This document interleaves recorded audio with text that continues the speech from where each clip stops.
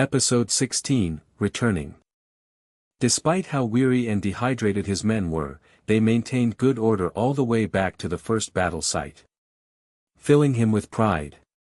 Even being able to hear the people at the gate from that battle site, his top and other sergeants were not about to let their men be taken by surprise and made everyone stay on their toes even though shouting out orders was out due to dry throats. Jeffries swallowed the last bit of water he'd been saving just for this. His throat still hurt but he was able to call loud enough to be heard, "Platoon. Halt. Squads 5 and 6, post. Squad 4, police this battle site.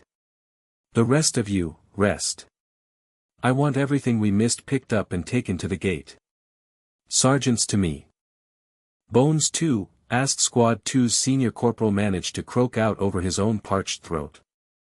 Looking down at them, Jeffries saw that the meat was gone from the bodies.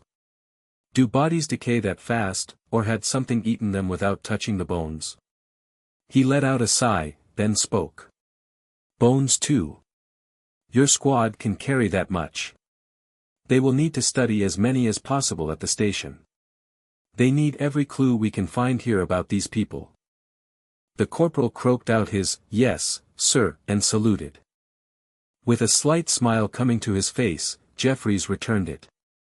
Despite being exhausted, throat dry, and hearing the gate just a few hundred yards away, their discipline hadn't faltered, and no one was whining about the extra work. These were damn fine men. The moment the last sergeant was close enough to see, he said, "Top, you're taking the men in the rest of the way.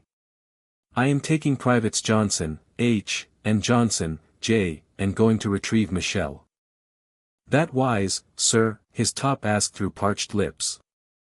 Jeffries tried licking his own lips before answering but his tongue was too dry to do any good. "Base is less than 300 meters from here in the same direction. The chances of anyone being between us and them is low. But if they're there, and willing to expose themselves for a tempting target, we need to know. So yes, it is not only wise, but tactically a good move." "I'll have Johnson H. report at once," said that man's squad leader. Johnson J. called out from just beyond Jeffries' vision and in a louder voice than Jeffries would have expected anyone to still have. "Hey, imitation. Get your ass over here. Lieutenant has a job for us." Then the massive man stepped into view. Over a year ago, one Johnson had called the other, a cheap imitation. The unrelated men from two different planets had been calling each other the cheap imitation, and competing with each other ever since, going so far as to sleep in a high G field to up muscle mass. While no one in the platoon was anywhere near Jeffries' class with primitive weapons, that made those two his strongest and best trained privates in the platoon. "Johnson, H., reporting," said a voice behind him a moment later.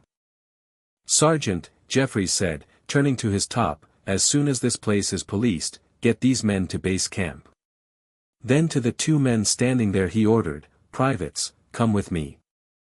They found Sergeant Michel, reduced to a skeleton inside a jumpsuit. There were also 5 skeletons of the bear-like creatures in the vicinity. Seeing the staff and knives, Jeffries started stripping out of his uniform.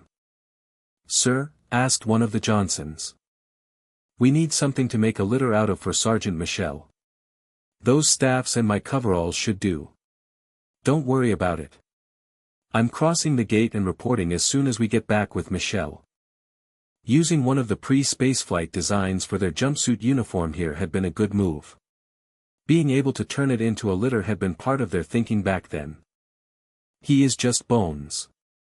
How are we going to move him?" said Johnson, H., once Jeffries finished making the litter and laid it next to Sergeant Michel. "With total respect. I will pick up the shoulder of his jumpsuit, each of you a leg and we gently move that to the litter.